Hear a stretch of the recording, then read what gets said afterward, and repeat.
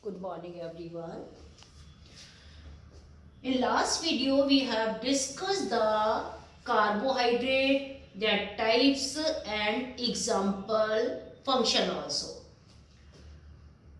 The carbohydrates are of three types: monosaccharide, disaccharide and polysaccharide. Now we discuss the another nutrient, protein. The proteins, as we know, they are the large chemical compounds made up of amino acid. Means the structural and functional unit of protein is amino acid. Their chemical substance by which they are formed: mineral, carbon, hydrogen, oxygen, nitrogen is must. Nitrogen is the essential element of the protein. And the some protein also contain the phosphorus and sulfur. The amino acid may be simple and smaller unit of the protein. The main function of the protein, they are the chemical substance, biomolecules needed for the growth and repair of the body. Repair of the body, the replaced cell, the worn out dead cells are replaced with the help of protein. And in the absence of carbohydrate, as we know, the carbohydrates and fats are the energy providing food. In the absence of fat, they provide energy. They also provide energy. The food rich in proteins are nuts, beans, peas, pulses, milk product, meat, fish, etc. The deficiency of protein causes diseases, kwashiorkor and marasmus. The kwashiorkor, also known as Sukha Rog, affecting the young child. The disease caused when the child is deprived of mother milk. When the frequent delivery is there, the young child is deprived of mother milk and the diet given to is poor in protein. The diet for the given to the child for treatment of the kwashiorkor rich in protein. Now the marasmus we discuss and the difference between them. The marasmus, it affect the infants up to 1 year. This affect up to young children up to 5 years. It is due to the deficiency of protein. Deficiency of protein causes kwashiorkor, and the marasmus caused due to the deficiency of carbohydrate, protein and fat also. Due to the kwashiorkor, the oedema is there. Oedema means the water accumulation in the body, in the legs and face. Here no oedema is there. In the kwashiorkor, the child skin becomes dark and scaly skin. Scaly skin. Here no darkening of the skin in the marasmus. Here no degeneration of muscles. No degeneration of muscles. But in marasmus, the degeneration of muscles are there. So the body become very weak in the marasmus. The control is marasmus. The child suffering by marasmus given to the diet rich in protein and carbohydrate. And the treatment of Kwashiorkor, the diet given to the child should be rich in protein. It contains wheat, gram, soybean and jaggery also. Now we discuss the fat also. We know the fat is also the compounds of carbon, hydrogen and oxygen. They also are the rich source of fat. They provide more energy than the carbohydrate. In carbohydrate, we discuss the ratio of the hydrogen and oxygen is 2:1. In fact, the oxygen content is less, so they provide the more energy than the carbohydrate. The fat are made up of fatty acids and glycerol. The structural unit of the fats are fatty acids and glycerol. Or we can say after digestion they convert into fatty acids and glycerol. And the food rich in fat is butter, vegetable oil, liver oil, fish liver oil, etc. The function of fat we discuss, they are the energy giving food. They provide the more energy than the carbohydrate. So more energy they provide. More energy means more energy than the carbohydrate. They are the storage form of food. Storage form of food. As we know, the excess fat is stored under the skin as subcutaneous fat. And the vitamins we studied in the lower class, the vitamins are of two types, water soluble and fat soluble. So the fats are also serve for the solvent. They also serve for the solvent for fat soluble vitamin. Fat soluble vitamin. They provide more energy than carbohydrate, means they are the rich source of the energy. They are the storage form of food.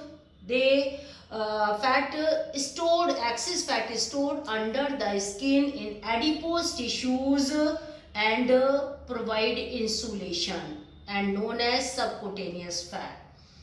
They serve the solvent for the fat soluble vitamin. And as the storage form of food, so provide insulation, prevent the loss of body heat. Now we discuss the mineral salts and vitamins. Now we discuss about the mineral or mineral salts. Minerals are the inorganic substance that are needed in diet in small quantity. As we now know, the table salt that is the salt we use at a daily diet. It provides the sodium, it is mainly the sodium chloride, and provide the sodium to the body. The many other mineral elements obtained from various food stuff. For example, that we gain from the fruits and vegetables, mainly the green vegetables and the fruits. The important minerals, that is calcium and phosphorus. The calcium and phosphorus are needed for the strengthening of bones and teeth. And the deficiency of calcium and phosphorus causes rickets in child. Means the bones and teeth become weak. And the another mineral salts that is needed, phosphorus, also needed for the synthesis of energy currency ATP, that is adenosine triphosphate. Phosphorus is there. And the milk source of calcium and phosphorus is milk, egg, fish, pulses, etc. Next, the iron. Iron is the main element, main ingredient of the hemoglobin. Hemoglobin, that is the provide the red part to the blood. That is iron containing protein found in the RBCs of the blood. The deficiency of hemoglobin or iron causes anemia. The rich source of iron is green leafy vegetables and iron and liver. And the next one is iodine. Iodine is the main ingredient of the thyroxine hormone. The thyroxine hormone that is released from the thyroid gland. The deficiency of iodine causes goiter. The swelling in the gland, swelling in the neck, that is in the thyroid gland. And the another are potassium and sodium. The potassium and sodium are needed for the cell permeability, that is cell permeability, that is main for the nerve cell. Cell permeability, the most rich potassium and sodium rich food is mostly food contain the sodium and potassium and the table salt. So these are the main minerals that are needed for the daily diet. Now we discuss the vitamins.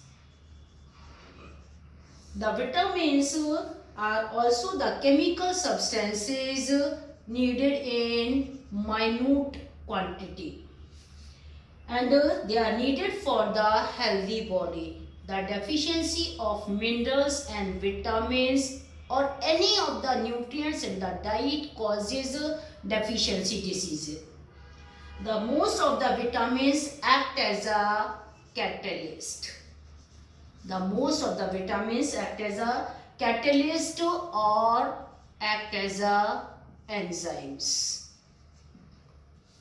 that is needed for the essential chemical reaction, chemical changes of the body. And each vitamin perform a specific function in our body. The vitamins are naturally found in the body, but some are we take from the diet. The rich source of vitamin is fruits and vegetable. The rich source of vitamin is fruits and vegetables. On the basis of solubility, they are divided into two categories. On the basis of solubility, they are divided into two categories. Number one, fat soluble vitamin, and another is a water soluble vitamins. The name is clear. The fat soluble means they dissolve in the fat. The fat soluble vitamins are vitamin A, D, E and K. And the water soluble vitamins are vitamin B and C. The absence of vitamins cause deficiency diseases. At low concentration, they act as a catalyst or regulate or control the body chemical reaction. The excess of the vitamins are also harmful. X is water soluble vitamins, है ना. X is water soluble vitamins wash out excreted from the excretory system. Now we discuss the role of different vitamin in the body. The fat soluble vitamin, that is vitamin A. Fat soluble vitamin A, the deficiency of vitamin A causes night blindness. That is, it needed for the growth and reduce infection. The deficiency causes night blindness. And the vitamin D, that deficiency causes rickets in the children. And the vitamin E, the deficiency of the vitamin, just keep this point in mind, the vitamin D in child causes rickets, and the adult it causes osteomalacia. Vitamin E causes sterility in rats. And the vitamin K, the deficiency of vitamin K causes hemorrhage.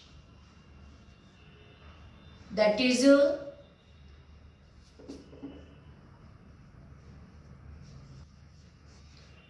delay in blood clotting. It means the vitamin K is needed for the clotting of blood. The mineral calcium and the vitamin K is needed for the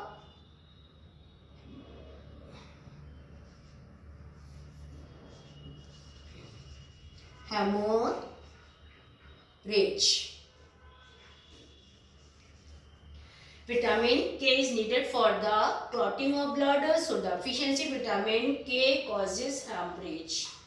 The water soluble vitamin, the B1, the deficiency of B1 causes the deficiency of B2 causes irritation in the eyes. Vitamin B3 causes pellagra. And the B5 causes fatigueness. The B6 causes skin problem, and the main is B11, that is folic acid. A deficiency also causes anemia. The important vitamin is vitamin B11. Vitamin B12, that is causes deficiency, causes pernicious anemia. You have to learn the name of the vitamin, the rich source, that is the food which contain these vitamin, and the deficiency diseases and function of each vitamin and mineral. The vitamin C deficiency causes scurvy, the bleeder's disease, or the disformities in the gums or teeth. So these are the fat soluble and water soluble vitamins.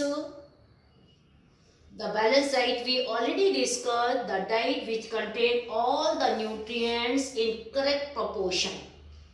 The water we also needed for the proper metabolism of the body. The water, that is the 3/4 part of the body. The 70% of the body weight is water. It is act as a solvent for the thousands of substances. So we take the water for the dissolution of the chemical substance in it. It is also used to produce the digestive juice. For example, saliva, pancreatic juice, gastric juice, the water is there.